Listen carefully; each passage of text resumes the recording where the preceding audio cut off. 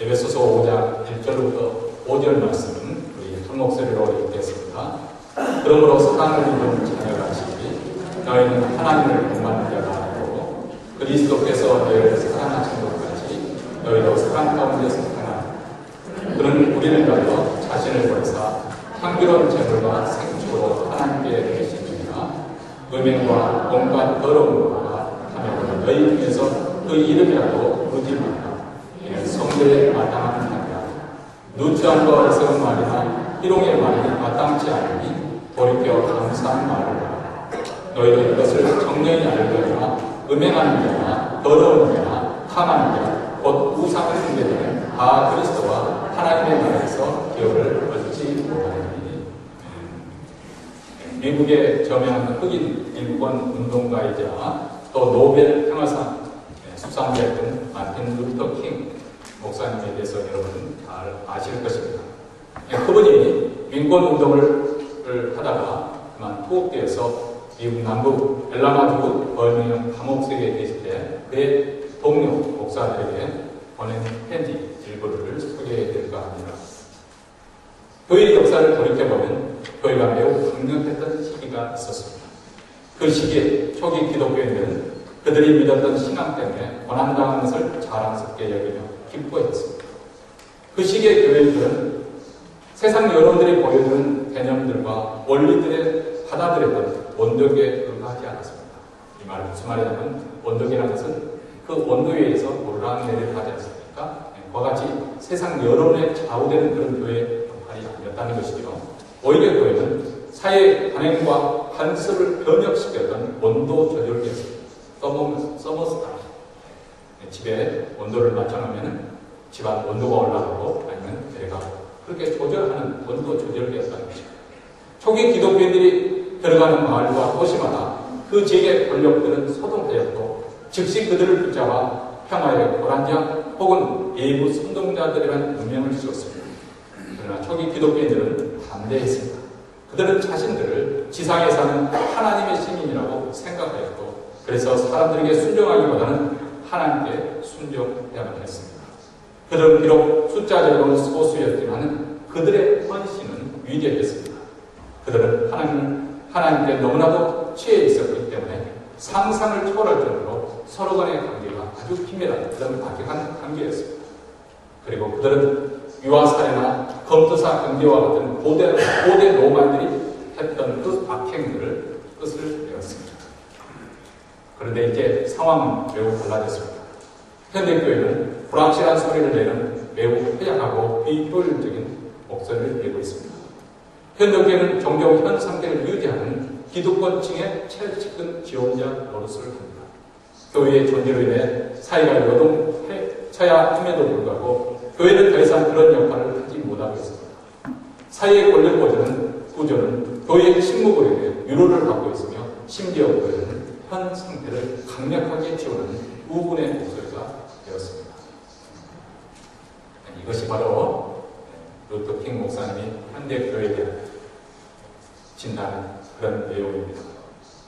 오늘 6월 28일에 제가 알고 있습니다만 그날이 되면 미국 연방대법원에서 미국 사회, 향후 미국 사회에 크게 영향을 미칠 중대한 그런 판결이 내려질 예정입니다. 동성 결혼에 관한 것인데 여기서 다뤄지는 그 판결에 따라서 아무래도 지금까지 이제 한 주 동성결혼을 합법화시키는 그 주가 이제 정말 전국적으로 이렇게 확산이 되어질 것인가 아니면은 현재 현상 수준을 유지할 것인가. 어쩌면 이번 판결에서 기독교의 입장에서 본다고 하면 최악의 시나리오는 이 판결에 대해서 결혼에 대한 정의가 바뀌어지지는 않을까. 이건 우리의 불가하긴 하지만 그런 염려가 있습니다. 얼마 전 미국 장로교회 BGUS에서 결혼의 정의를 변경했지 않습니까? 한 여자와 한 남자가 결합하는 것을 결혼의 정의했는데 그것이 바로 전통적인 결혼인데 그만 한 사람과 한 사람의 결합, 그러니까 남자와 남자가 될 수도 있고 여자와 여자의 결합도 결혼을 범위에 포함시키겠다는 거죠. 그 정의를 그렇게 바꾸었다면 앞으로 이것이 합법화되는 동성결혼이 합법화될 뿐만 아니라 아주 사회적으로 큰 혼란을 예상할 수가 있을 것 같습니다. 그래서 많은 기독교인들이 이를 위해서 기도하고 있는 줄 압니다만 사실 이런 사회적인 이슈에 대해서 기독교가 어떻게 대처해야 될까? 기독교의 자세는 어떻게 해야 될까? 지금까지도 많은 논의가 있어서 토론을 하고 있습니다만 쉬운 문제가 아닙니다. 이제 큰 흐름을 보면 대체적으로 두 가지 것으로 분류할 수가 있을 것 같습니다. 한쪽은 이런 불리한 사회 제도나 법률에 대항해서 사회 참여를 통해서 그 제도와 법률을 개혁해야 된다. 변화를 가져와야 된다. 그렇게 행동으로 나가는 그런 우리의 그리스도인들이 있는가 하면 또 다른 우리는 우리가 부르심을 받는 영혼을 구원하는 일에 우리가 중점을 둬야 되기 때문에 우리는 사회 참여보다도 골방에 들어가서 기도해야 된다. 하나님의 그 성격을 구하는 그런 기도를 해야 된다. 그렇게 하는 주장은 우리가 있습니다. 근데 어느 쪽이 더 성경적이나 하나님의 뜻이냐? 사실 어느 쪽이든 간에 분명한 사실은 지금 교회는 세상에 대한 영향력을 점점 상실해 가고 있다는 것이고 이번 동성결연한 그 이슈도 그렇게 되어질 것 같습니다. 이렇게 교회가 세상에 대한 영향력을 상실해버린 이유가 무엇일까요? 그것은 어쩌면 마틴 루터가 이미 편지에서 밝혀준 것처럼 교회가 이 시대의 사조와 그 여론들을 주도해가는 영향력을 미치는 그런 온도 조절하는 장치와 같은 역할을 해야 되는데 그런 역할보다는 오히려 세상의 사조와 그런 세상의 풍조, 관습에 의해서 교회가 영향을 받고 그것을 그대로 보여주는 온도계와 같은 그런 역할에 그치고 있는 것이 아닐까 그런 우려를 해봅니다. 그렇다면 어떻게 하면 교회가 사회 온도 조절과 같은 그런 역할을 할 수 있는 것인가요? 모든 교회가 다 연합을 해서 한 목소리를 내야만 사회에 그런 영향력을 행사하게 되는 것인가요? 그냥 우리가 성경으로 돌아가는 이 아침에 우리가 성경에 다시금 돌아가야 될 이유가 있습니다. 성경은 과연 무엇을 이런 이슈에 대해서 어떤 것을 우리에게 가르쳐 주는가 하는 것입니다. 사도 바울이 가르쳐주는 항상 그렇습니다만 사도 바울의 에베소서 시절을 우리가 곰곰이 이렇게 조망해 보면은 항상 먼저 초점이 무엇이냐면 교회의 본질이 무엇이냐, 도대체 그리스도인은 무엇이냐, 이 본질적인 문제부터 접근한다는 것을 우리가 알 수가 있습니다. 하나님과 나와의 관계가 중요하다. 제도를 따지고 법을 따지고 기도해야 되느냐 아니면 사회철학 이런 것을 따지기 전에 현재 나의 영적 상태가 어떤 상태느냐, 하나님과 나와의 관계가 어떤 관계 속에서 이루어지고 있는 것인가, 이것이 먼저 사명되어야 되는 것을 말씀을 하고 있습니다. 여기서부터 그리스도의 삶의 출발이 이루어지는 것이죠. 그래서 우리가 이미 4장에서 지난 시간에 살펴봤던 것처럼 거짓을 버리고 참된 것을 말하며 분내지 말고 그리고 도적질하지 말고 최선을 수고해서 선한 일을 하라. 그리고 더러운 말을 하지 말고 선한 말을 해서 은혜를 그치게 하라. 모든 악독과 노함과 분냄과 떠드는과 해방함과 모든 악의를 버리고 대신 인자하고 불쌍히 하며 서로 용서하라. 이렇게 어떻게 보면 윤리적이고 도덕적인 일을 권면하기 그 이전 앞서서 사도와는 우리에게 무엇을 말씀하냐면 먼저 우리가 배워져야 될 일이 있는데 그것은 새로운 심령으로 새롭게 되어야 됩니다. 그래서 하나님을 따라 의와 진리의 거룩함으로 지으심을 받은 새 사람을 입으라고 이렇게 우리에게 말씀을 합니다. 그리스도의 삶에 가장 중요한 전제되는 것이 무엇이냐? 그리스도 안에서 우리가 사람이 되는 것이 아닙니다. 이런 아무리 윤리적이고 도덕적이고 탁월한 그런 지침을 주어진다 해도 만약 우리가 그리스도인이 되지 않았고 진정한 의미에서 우리의 심령의 변화를 받아서 그리스도인이 되지 않았다고 한다면 이런 것은 아무 소용 무용지물이 되어버린다는 것입니다. 그리스도인의 삶은 하나님의 은혜 가운데서 우리 안에 이루어진 어떤 변화를 통해서 그것이 겉으로 표출되어 나온다는 것입니다. 오늘 본문에서도 사도 바울은 3절과 4절에서 말씀하는 것처럼 음행과 오금과 더러운 것과 탐욕을 너희 중에서 그 이름이라도 부르지 못한다. 그리고 누치함이나 어리석은 말이나 희롱이나 마땅치 않는다. 이렇게 우리로 하여금 이 세상에서 어떤 윤리적이고 도덕적인 수준을 어떤 그 삶을 살아야 되는 우리에게 가르쳐 주지만 그 이전에는 오늘 말씀 1절에서 사랑을 입은 자녀같이 너희는 하나님을 본받는 자가 되라. 바로 이 말씀이 기독교를 다시 한번 우리가 기독교의 독특성 그리고 기독교의 그 깊이를 알 수 있는 그런 말이 됩니다. 기독교는 어떤 윤리와 도덕적인 성찰과 실천을 요구하는 종교가 아닙니다. 그것이 필요 없다는 것이 아니고 그것의 근본 바탕을 이루고 있는 것이 아닙니다. 기독교는 무엇이냐? 영원하시고 영원하고 아름다우신 분, 그리고 전능하고 무소부지하신 분, 영광과 거룩 가운데 거하시는 그분을 닮아가는 것이다. 그분과의 사귐을 통해서 그분의 생명을 받고 그분의 거룩한 성품을 닮아가는 것이 기독교의 특징이라는 것입니다. 이것이 바로 기독교인들이 도달해야 될 지침해야 될 것입니다. 목표라는 것입니다. 그런데 과연 우리 인간이 하나님을 본받는, 하나님을 닮아가는 것이 가능한 것일까요? 성경은 우리 안에 신의 성품을 소유함으로써 가능하다고 말씀하고 있습니다. 베드로후서 1장 4절은 이로써 그 보배롭고 지극히 큰 약속을 우리에게 주사 이 약속으로 말미암아 너희로 정욕을 인하여 세상에 썩어질 것을 피하여 신의 성품에 참여하는 자가 되게 하려 하셨습니다. 지금 사도 베드로가 우리에게 말씀하는 것은 바로 약속의 그 복음, 예수 그리스도의 복음을 우리로 알고 주셔서 우리가 믿고 변화가 되어져서 함께 신의 성품에 참여하는 거예요. 하나님의 거룩한 성품에 우리도 나눠 가지는 그 성품을 참여하는 그런 존재가 되었다 하고 사도 베드로가 말씀하고 있습니다. 예수를 믿는 우리 안에 새로운 성품이 생겼다는 것입니다. 성령께서 우리를 거듭나게 하심을 통해서 우리로 하여금 이전에는 알지 못했던 거룩을 향한 그런 소원하는 마음이 발생했다는 것입니다. 그래서 신의 성품에 참여하는 우리는 여기서부터 우리 기독교의 삶이 출발이 되고 더 하나님을 닮아가는, 하나님을 본받아야 할 그런 목표가 생겼다는 것입니다. 우리가 하나님을 본받아야 할 이유는 우리가 하나님의 사랑을 먼저, 하나님의 사랑을 받은 하나님의 자녀이기 때문에 우리 자녀가 부모를 닮아가는 것이 지극히 정상적이고 당연한 것처럼 우리 그리스도인들도 하나님의 사랑을 믿고 우리 하나님의 자녀로서 지극히 하나님을 닮아가는 것이 필연적이라는 것입니다. 그럼에도 불구하고 하나님을 닮아가야 된다, 하나님을 본받아야 하는 가르침에 대해서 조금 어떻게 보면 거부감을 일으키는 그런 견해도 있습니다. 감히 죄인인 우리가 어떻게 하나님을 닮는다고 본받는다고 말할 수가 있을까? 말 그대로 산속에 들어가서 돌을 닦는 심적으로 세속적인 것을 완전히 끊어버리고 오직 금식하고 기도에 열정하면서 거룩에 이룬 사람들만 어떤 그런 하나님을 본받아서 닮아간다고 그렇게 생각을 합니다. 하지만 우리 일반 성도들로서는 그것이 불가능하다는 생각입니다.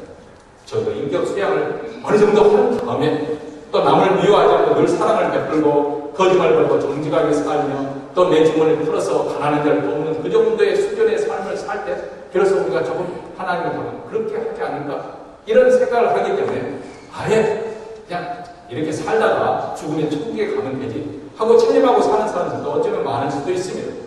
그러니까 사도 바울은 우리 모든 그리스도인들에게 명령을 하고 있습니다. 하나님을 본받는 자가 되라 이렇게 말씀합니다. 우리 주님도 산상수훈에서 이렇게 명령하셨습니다. 하나님의 온전하신 것 같이 너희도 온전하라 우리에게 이렇게 명령을 하고 있습니다.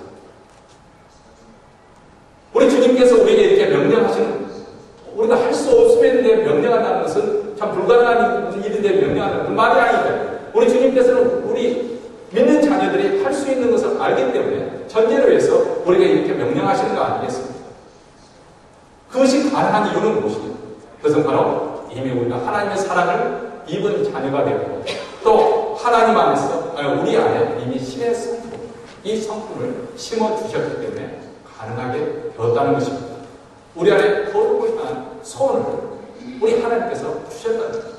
빌립보서 2장 13절에 보면 너희 안에서 행하시는 이는 하나님이시니 자기의 기쁘신 뜻을 위하여 너희로 소원을 두고 행하게 하시는 하나님께서 우리 안에 하나님이 원하시는 그 거룩을 소원을 두고 우리에게 행하게 하신다. 그리고 성령을 통해서 이 일을 하나님의 열심으로 이루실 것을 또 약속하고 있습니다. 빌립보서 1장 6절에 너희 속에 착한 일을 시작하신 우리 하나님 그리스도 예수의 날까지 이루실 줄을 우리가 확신합니다. 하나님의 약속입니다. 하나님께서 우리 하나님의 자녀들을 자신의 열심으로 그 거룩한 곳에 세워야 합니다. 그래서 그 에베소서 1장에 보면 하나님께서 우리를 그렇게 예전 창세전부터 선택하고 예전하고 그리고 그리스도 안에서 우리를 또 구속하시고 성령의 인을 쳐신 목적이 무엇이냐?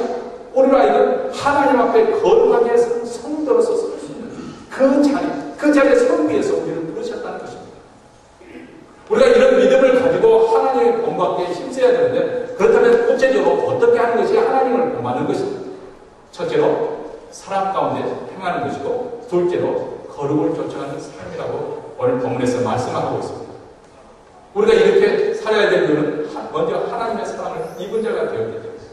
그래서 2절에 사도 바울은 구체적으로 우리가 받은 사랑에 대해서 그림은 이렇게 서술을 해주지 않습니까? 그리스도께서 너희를 사랑하심까지 너희도 사랑 가운데 행하라. 그는 우리를 위하여 자신을 버리사 향기로운 제물과 생축으로 하나님께 드리십니다. 하나님의 아들 예수님께서 자기 자신의 몸을 향기로운 제물과 생축으로 하나님께 드렸다고 말씀을 하고 있습니다. 여기서 제물과 생축이라고 하는 것은 제사장이 짐승을 잡아서 제단에 하나님께 바치는 그 희생 제물을 의미합니다. 이것은 우리 죄가 짐승에게 옮겨져서 우리를 대신해서 짐승이 죽는 것을 의미하고 이 피 흘림의 제사를 통해서 우리 죄를 사하신다는 그런 의미를 담고 있는 구약의 제사제도. 이 구약의 제사제도는 장차 예수 그리스도가 어떤 일을 하실 것인가, 우리 죄악을 담당하시기 위해서 희생 제물이 되실 것을 예표하는 그런 제도입니다. 예수께서 우리 죄를 담당하시기 위해서 십자가에 매달려 피를 흘려 죽으셨습니다. 이로써 우리는 영원히 제사함을 받았습니다. 죄가 없으신 하나님의 아들 예수님이 나를 위해서, 또 여러분을 위해서, 우리 모두를 위해서 우리의 죄를 대신 담당하시고 십자가에 들러 가셨습니다. 그분이 우리를 위한 희생 제물이 되신 것입니다. 바로 이 십자가는 이렇게 죄인을 사랑하시는 하나님의 사랑을 나타내 보여주시는 거죠. 로마서 5장 8절에도 보면 우리가 아직 죄인 되었을 때 우리가 조금 거룩하게 살면은 하나님께서 나를 불쌍히 해서 예수님이 나를 죄를 위해서 대신 죽어주는 것이 아니라 우리가 하나님을 알지 못한 가운데서 죄 가운데 있었을 때 그리스도께서 우리를 위하여 죽으심으로 말미암아서 하나님께서 우리를 얼마나 사랑하시는지 우리에 대한 자기의 사랑을 확증해 주셨다. 이렇게 우리에게 말씀을 해주고 있습니다. 어떤 분들은 교회 나오라고 그렇게 말씀하면 지금 내가 어떻게 교회 나올 수 있겠어요?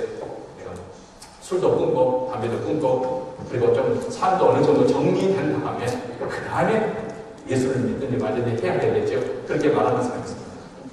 그분은 이런 분과 똑같아요. 내가 지금 몸이 아프고 있는데 어느 정도 병 좀 낫고 난 다음에 의사를 찾아야 돼. 내가 이렇게 몸이 아파하고 이런 상태인데 어떻게 의사 선생님께 나갈 수가 있겠어요?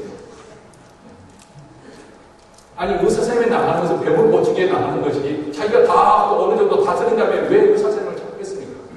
우리가 예수님께 나아가서 내가 죄인이기 때문에 내 죄사함을 받고 죄고침을 받기 위해서 예수님께 나아가는 것이지 자기가 사과를 다 정리할 것 같으면 그 정도로 자기가 의인이면 왜 예수님이 필요하시겠습니까? 죄를 행하는 하나님의 사랑, 이런 하나님의 사랑을 받았을 때 우리 마음이 여전히 미지근한 상태에 머물러 있거나 우리 삶에 전혀 반응이 없고 변화가 일어나지 않는다면 상당히 심각한 영적 문제에 봉착했다는 것을 우리는 의심하지 않을 수 없습니다. 한번 생각을 해보세요.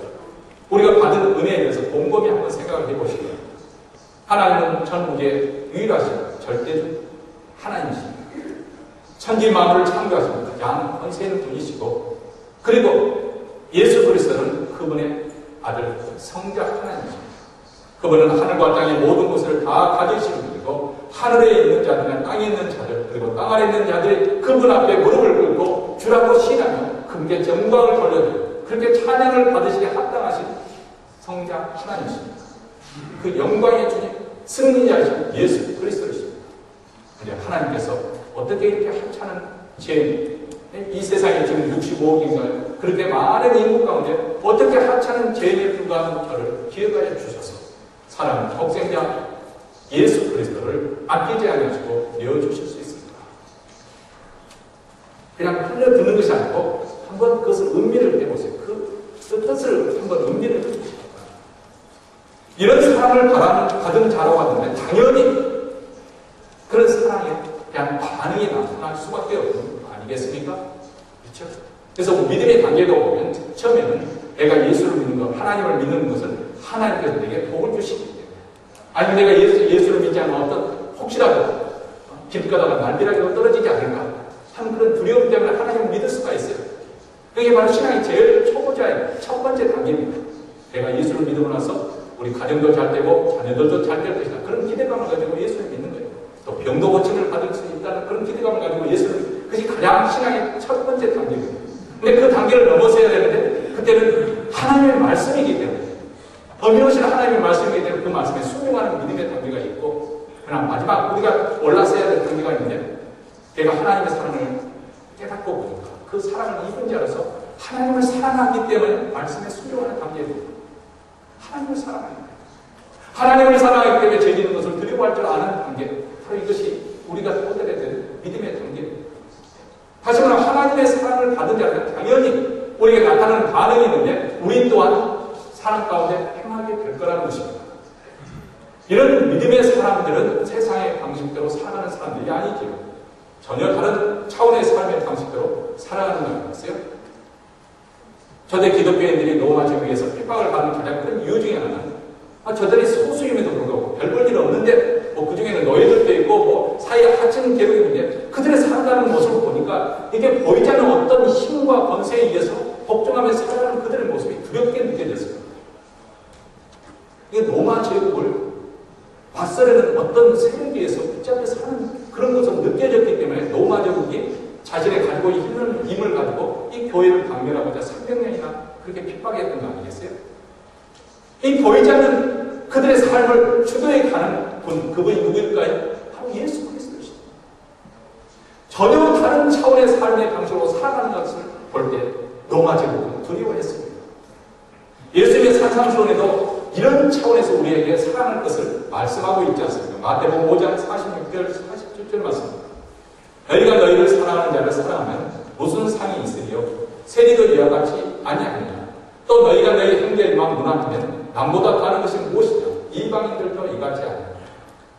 우리가 타치자면은 교회가 사랑을 많이 하고 은혜 타령을 많이 하는 그 말에 도치가 되어져가지고 나는 괜찮은 문제가 없이 사랑도 어느 정도 하고 은혜도 어느 정도 있고 그렇게 살아가는 일로 우리는 착각을 할 수가 있습니다.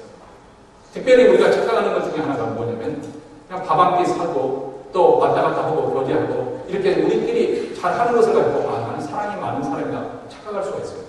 예수님께서는 그것을 이방 사람들도 세리들도 다 하고 산다는 거예요. 그렇죠? 내가 좋아하는 사람 밥 한 끼 사는 게 무거워. 세상 사람들 그 정도는 하고 있지 않느냐는 거예요. 그럼 나에게 잘해주는 사람 선물 주는 거 그렇게 어렵지 않습니다. 예수님께서만 그 정도는 믿지 않는 사람, 이방 사람들 다 하고 사는 사람인데 우리 교회는 그것을 가지고 내가 사랑이 많은가 보다 그렇게 생각해서는 안 된다는 것입니다. 다시 말하면 우리가 싫어하는 사람, 나에게 까다로운 사람, 성격이 개파해서 상대하기조차 싫은 사람, 아니 한 걸음 더 나아서 나와 원수관계에 있는 사람까지 사랑하는 단계까지 나가는 것이 바로 우리 그리스도인의 삶의 모습이라는 것입니다. 그래서 사도 바울은 로마서에서 이렇게 우리에게 말씀합니다. 내 원수가 주이기든 먹이고 목마르든 마시고 그리하여 내가 숯불을 그 머리에 쌓아놓으리라. 이것이 바로 기독교의 삶입니다. 이런 삶이 어떻게 가능하냐? 세상 사람들은 그런 차원에까지 나가지 못한다는 거예요. 근데 오직 하나님의 사랑을 받은 사람들, 하나님의 은혜를 입은 사람들만이, 새롭게 거듭난 사람들만이, 하나님의 성품을 닮은 사람들만이 이런 차원의 삶까지 살아갈 수가 있다고 말씀합니다. 이것이 바로 기독교의 힘입니다. 이런 기독교를 믿고 행한다면 세상을 향해 목소리를 내고 길거리에다 데모하지 않아도 이미 영향력을 미치는 교회가 될 것이고 또 영향력 있는 성도가 될 것입니다. 이런 영향력을 끼치는 교회가 되고 또 우리 성도가 각각 소속된 그 영향에서 영향력을 끼치려면 두 번째로 우리가 해야 될 게 있는데 그것은 바로 세상과 구별되는 삶, 바로 거룩하게 사는 것. 이것이 바로 하나님을 공부하는 두 번째입니다. 오늘 본 말씀 3절과 4절에 있는 말씀입니다. 우리 함께 읽겠습니다. 3절과 4절입니다. 음행과 온갖 더러운 것과 탐욕을 너희 중에서 그 이름이라도 꾸짖으라. 이는 성도의 마땅한 말이라. 누추함도 어리석은 말이나 희롱의 말이 마땅치 않으니 돌이켜 감사하는 말을 듣라. 여기 보니까 3절과 4절에 보면 우리가 피해야 될 것 이렇게 대략 세 묶음으로 나눌 수가 있을 것 같습니다. 먼저 음행과 온갖 더러운 것. 이것은 바로 성적인 제한입니다. 그것을 말하죠. 여기서는 음행이라고 하는 것은 행동으로 나오는 것을 말하고 온갖 더러운 것은 그것을 행동으로 나오기까지 나오는 그런 마음이나 생각이나 그런 어떤 말 이런 모든 것을 다 포함해서 모든 더러운 것을 말했습니다. 하지만 우리 마음속에 그런 더러운 추한 것들을 품고 있으면 그것이 음행이라는 행동으로 나오게 된다는 모든 성적인 죄악을 의미하고 있습니다. 다시 말하면 여기서 말하는 음행이라는 건 무엇이냐? 하나님께서 규정하시는 그런 결혼 제도 밖에는 모든 불법적이고 부당하고 또 불의한 성적인 관계, 그래서 바로 음행이라고 그렇게 말씀합니다. 이게 바로 하나님의 말씀에 성경이 가르쳐주는 우리 기독교인들의 기준입니다. 세상 사람들은 이것에 대해 대수롭지 않게 생각하죠. 아니, 기독교인들, 기독교라고 본인이 그렇게 말하는 거지만 기독교인 중에서도 그런 분이 있습니다. 한때 우리 지금 이게 오래된 일이니까 한 번은 우리 자매님 한 분이 무슨 이야기다 깜짝 놀랐어요. 목사님 이런 분도 있더라고요. 그래서 무슨 이야기했더니 자기 나이 또래 되는 분이어서 대화가 통하겠다 하고 이렇게 대화를 했는데 그분이 이제 이렇게 남자친구와 사귀고 이렇게 되어져서 이런 이야기 저런 이야기 하는데 그런 잠자리를 같이 한다는 그것을 이야기해요. 그래서 아니 어떻게 결혼하는데 잠자리를 같이 하냐 하고 우리 자매님이 물어봤더니 아니 잠자리 미리 해보지 않고 어떻게 결혼을 오히려 이상하다는 거 이렇게 막상 자기 깜짝 놀라서 내가 뭐 잘못됐는가 이런 식의 생각했어요. 이게 무슨 이게 아무것도 아니네. 이 세상 그 살아가는 무슨 아무것도 아니고 사랑한다는 이런 거 같았어요. 성경은 세상 사람의 기준에서 하나님께서 판단하시는 것이 아니고 하나님의 거룩한 계명에서 판단하십니다. 결혼 제도 이외에 모든 성적인 관계는 다 불법적인 것이고 음행이라고 그렇게 말씀하고 있습니다.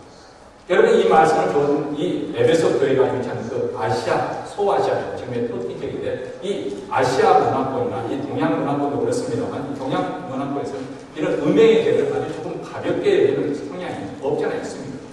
그렇죠? 여러분 옛날 우리 한국 국사에 보면 의자 백제가 멸망할 때 의자 왕이 이제 그때 멸망을 할 때 궁녀가 몇 명이요? 3천 궁녀가 낙하하면서 떨어져 죽었잖아요. 저는 느끼지는 않지만 3천 궁녀가 떨어져 죽는 이유가 그렇게 됐겠어요? 그렇지만 이 3천 궁녀라는 것은 우리 한국의 그 예전 그 왕조 시대의 그 사이즈를 말하는 거예요. 그만큼 왕의 권위가 3,000명의 궁녀를 거느리는 겁니다. 근데 중국은 나라가 크니까 중국은 그 궁녀를 수를 말할 때 3만 명입니다. 3만 명. 그러니까 12년자는 많이 거느릴수록 세상에서 인정을 받는 거예요. 그런 문화권에 살다 보니까 음행에 대해서 아주 가볍게 여기는 그런 성향이고요. 교회에서는 그렇지 않지만 세상 밖에 있는 남자들 중에는 사실 이런 음행하는 일을 아주 자랑스럽게 생각합니다. 자기가 능력이 있는 거죠. 이 믿지 않는 사람들 세계에서 하고 있는 대화권에서 아주 가볍게 여기는 그런 일들이죠. 근데 성경은 우리에게 말합니다. 이런 음행죄뿐만 아니라 온갖 더러운 우리의 말이나 생각이나 마음이 잘못된 그런 욕구까지도 우리 하나님은 보고 계신다는 것입니다. 마음의 잘못된 생각과 의도가 먼저 있고 그에 따라서 음행이라는 행동이 구체적인 행동으로 이루어지는데 이 모든 것을 피하라고 우리에게 말씀을 하고 있습니다. 그리고 이어서 탐욕. 여기서 탐욕이라는 것은 바로 전에 했던 성적인 죄에 연결시키는 어떤 욕망을 또 우리가 해석을 할 수가 있겠습니다. 하나님께서 우리 인간에 기본적으로 주신 욕망이 이제 식욕, 음식에 대한 그런 욕구, 또 성욕, 또 연애욕, 또 경계욕 이런 모든 것, 이 그 기본적인 욕망은 그것 자체가 잘못된 것은 아닙니다. 그런 유형조차 없으면 뭐 사회생활을 어떻게 하겠어요, 그렇죠? 그래도 돈을 벌고 싶은 그런 욕망이 있으니까 열심히 일하고 있는 거죠. 그래서 어느 정도의 우리 삶의 활력을 가려고 또 동기 유발이 되어지는 것입니다. 근데 문제는 이것이 과도하게 또 욕망이 커져버리는 거예요. 컨트롤 절제하지 못해요. 과도한 욕망을 갖게 되고 그리고 그것 자체가 목적이 되어서 나머지 그것을 이루기 위해서 모든 수단을 정당화시켜버리는 그런 상태가 됩니다. 이것을 죄라고 합니다. 이게 바로 탐욕의 그것입니다. 컨트롤 욕망을 말씀합니다. 그리고 세 번째로 여기 보니까 언어생활이 합니다. 누추함과 어리석음과 희롱의 마음. 이것을 종합해서 한마디로 운동을 해서 말하는 성적인, 진한 성적인 농담. 남에게 불쾌감을 일으킬 수 있는 그냥 직구전. 그리고 미국에서 요즘에는 이제 그것을 다 헤라스먼트로 해가지고 성희롱죄로 이 처벌을 받습니다. 그래서 우리가 조심을 해야 되는데요. 무심코 했던 것들이 이제는 성희롱죄에 걸릴 수가 있는 그런 시대가 되었습니다. 어쨌든 이런 저급하고 또 저질스럽고 상스럽고 추접한 그런 모든 언어 생활은 성도들에게 착각하지 않습니다. 하나님께서 우리를 죄 가운데 구원하시기 위해서 자신의 독생자를 아끼지 않고 우리를 내어주시는데 우리가 어떻게 그런 추접한 저급한 그런 상태에 그렇게 살도록 방치해 줄 수 있겠느냐. 그것은 마땅하지 않습니다. 성도가 마땅합니다. 그래서 사도가는 이런 거룩을 우리가 지키기 위해서 이런 상황에서 우리가 피하도록 3절에서 그 이름이라도 부르지 말라 이렇게 말합니다. 입술로 언급하는 것보다 피하라. 싹이 나올 때 그것을 아예 방치해 두지 말고 아예 찾으라.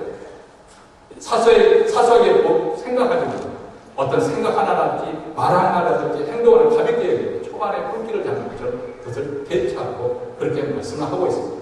그리고 이렇게 소극적으로 피하라고만 한 것에 그치지 않고 적극적으로 4절 말씀에서 돌이켜 감사는 말한다.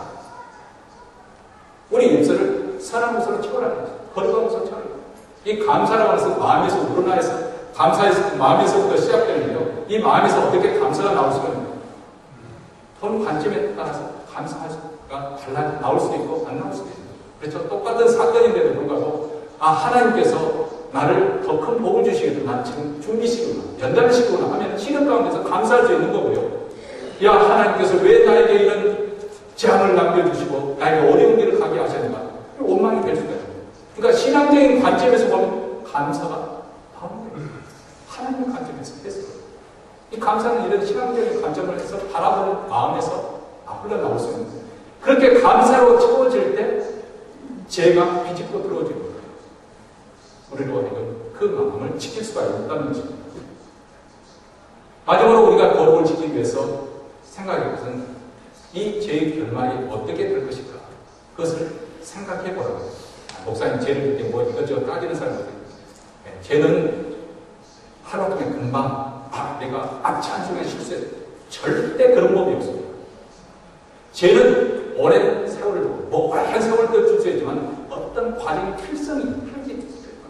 필수적으로 따라갑니다. 그 죄를 할 때 나도 모르게 불식간에 빠져들었다. 그런 경우가 전혀 없는 것은 아니지만 대체적으로 죄의 짓는 과정이 있어요. 내 마음속에 그럴 마음이 들고 그것을 우리가 다루지 못하고 계속 품고 있다 보면 세월이 지나서 그런 상황이 되어질 때 죄에 걸리게 되는 것입니다. 그렇기 때문에 우리가 항상 그런 흐름을 끊을 줄 알아야 되는데 그런 죄에 대한 생각이 나왔을 때 생각을 해버립니다. 죄를 지게 되면 이것이 나를 행복하게 해줄 것 같으냐? 그렇지 않죠. 죄는 우리를 결코 행복하게 해주지 못합니다. 우리를 불행하게 만들고 파멸로 이끌어가는 것이고 우선 우리 마음의 평안을 빼앗아가는 것이고 우리 마음의 기쁨을 빼앗아가는 것입니다. 우리 영적 삶이 피폐해질 뿐만 아니라 우리 삶 전체가 무너지는 거예요. 이성적으로 마비가 되고 한 분별력을 느끼게 되는 거예요.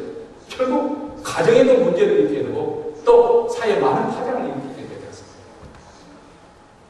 그런데 무엇보다도 더 두려운 사실은 그리스도와 하나님 나라에서 기업을 얻지 못한다는 거예요. 요한계시록을 보면 바로 하나님 나라에 들어가지 못한 제국이 열 것이 있는데 오늘 본문에서 그것을 말씀하고 있지 않습니까? 너희 이것을 정령히 알거니와 음행하는 자나 더러운 자나 탐하는 자, 곧 우상 숭배자는 다 그리스도와 하나님 나라에서 기업을 얻지 못합니다. 여러분, 제가 여기서 말씀하면서 그럼 어느 정도 전혀 죄를 짓지 않고 사는 사람이나 이렇게 아마 내 속으로 그렇게 반문을 할 수 있겠습니다. 물론 우리가 완전히 여기서 무기한 상태로 이렇게 들어가는 것은 아니죠. 그런데 그것을 합리화시키면서 정당화시키면서 계속해서 그 길로 가게 되면 그 사람들은 하나님에 들어갈 수가 없다. 그래서 우리에게 엄중하게 경고를 하고 있습니다. 사랑하는 성도 여러분, 우리는 하나님의 사랑을 입은 자녀들입니다. 자녀이기 때문에 우리가 하나님을 본받아 그분의 거룩한 성품까지 닮아가야 됩니다. 근데 오늘 이 세상이 참 많이 달라졌지 않습니까? 그렇죠? 아주 연로하신 분들은 어렸을 때는 그렇죠. 농촌성에서 요즘 생활에서는 도시 생활을 하는 그런 환경 풍토가 완전히 달라졌습니다. 또 영상 미디어가 발달이 되어져서 이전보다 훨씬 또 인터넷을 통해서 훨씬 더 죄 지을 수 있는 그런 기회가 더 많아졌고 또 손만 뻗으면 얼마든지 죄를 즐길 수 있는 그런 시대에 우리가 살고 있습니다. 잘못하면 우리가 이런 시대에 살다 보니까 자꾸 우리 자신도 보면 세상 기준으로 이렇게 자꾸 저급화가 되어지고 합리화가 되어지고 정당화를 시켜야 되고 그런 성향이 나타날 수가 있다 그 말입니다. 가령 우리가 연속극을 즐겨보는 볼 수는 있겠지만 비판적인 생각을 갖지 않고 그것을 보다 보면 예전에는 버젓이 배우자가 있는 남자나 여자가 둘이 모르게 은밀하게 만나는 거 이렇게 데이트만 해도 저 사람 저런 사람 안 될 텐데 그러던 우리들이었는데 이제는 시대가 달라가지고 요즘 연습곡에는 첫날 만나서 호텔에 같이 가고 그걸 뭐 알게 나고 다 이루어지는 그런 식으로 지금 모든 것이 그런 식으로 지금 스토리가 전기가 되어지고 있는 거예요. 그것을 자꾸 보다 보니까 우리도 모르는 사이에 그것을 정상적인 걸로 우리가 생각하게 되고요. 남들이 그렇게 살다 보면 아무렇지도 않은 것처럼 그런가 보다. 어떻게 보면 우리 기준이 자꾸 지금 낮아지고 있는 거죠. 그렇기 때문에 우리 자신이 영적으로 깨어있을 필요가 있습니다. 우리는 세상 기준에 살 사람이니까 하나님의 거룩한 성품을 본받아야 될 사람들이라. 그리고 그리스도의 사랑을 입어야 되고 우리는 사랑 가운데 행해야 되고 사랑 가운데 거룩을 지켜야 될 사람들입니다. 우리가 말씀대로 순종해서 산다면 세상을 알게 될 것입니다. 우리가 하나님의 자녀인 것입니다. 그리고 우리가 주목하는 우리의 삶의 방식에 그것들은 주목하게 될 것이고 그리고 영향 입게 될 것입니다. 그들의 영적 그리고 도덕적 가치에 도전을 받게 될 것입니다. 이것이 바로 세상을 향한 교회의 진정한 영향력입니다. 우리가 이렇게 해야 된다 저렇게 해야 된다 그것이 아니고 우리가 하나님 말씀에 순복해서 하나님을 두려워할 줄 알고 또 하나님의 그 기준에 이르게 실천하는 그런 삶을 실천하는 그런 신앙인이 되었는데 어느덧 우리 삶 속에 그런 영향력을 미치는 그리스도인, 영향력을 미치는 교회가 되는 것이죠. 근데 교회가 오늘날 세상과 타협을 해버린 겁니다. 어떻게 보면 이중잣대를 가지고 있기 때문에 세상 사람들이 듣지 않아요. 가령 예를 들어서 우리는 동성애가 잘못됐다고 그렇게 죄를 지적하지만 동성애 제도는 또 우리의 반박을 가지고 있어요. 그러면 당신들은 깨끗하게 죄 짓지 않습니다. 사실 통계에 의한 바되면 이 포르노 보는 그 비율을 보면 우리 믿는 사람들도 엄청 포르노를 많이 본다는 통계가 나와 있어요. 대략 그리스도인들 60% 남성들에 대한 통계인데 60%가 포르노에 노출되어 있다. 그렇게 말을 하고 있습니다.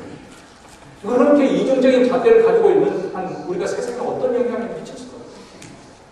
우리가 이런 모든 일을 죄 짓는 것을 두려워할 줄 알고 죄로부터 멀리하고 하나님을 강건하게 섬기는 그런 삶으로 돌아갈 때 세상은 비로소 교회를 주목하게 될 것이고 믿는 성도들의 영향력을 있게 될 것입니다.